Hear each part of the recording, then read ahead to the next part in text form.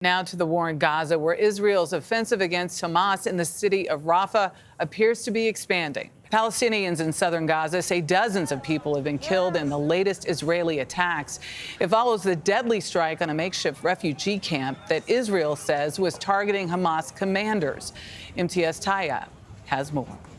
Palestinians, stricken with grief, mourn for the at least 20 killed in a strike on this camp for displaced people. While a short distance away, at a different camp in Rafah, more dead and more wounded.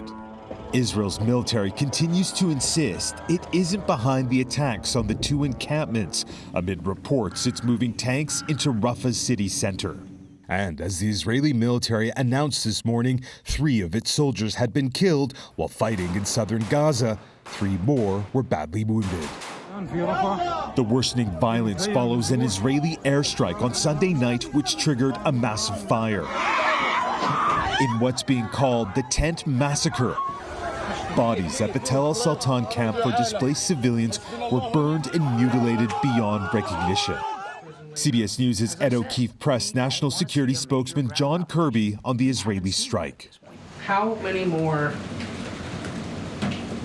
charred corpses does he have to see before the president considers a change in policy? We don't want to see a single more innocent life taken, and I kind of take a little offense at the question.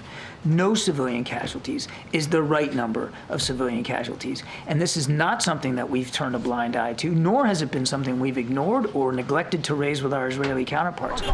Israel says it's investigating the attack, which triggered a mass displacement of civilians the UN says it's struggling to contain. And as the U.S. military built $320 million humanitarian pier will be out of commission for at least a week after part of the causeway broke away in rough seas.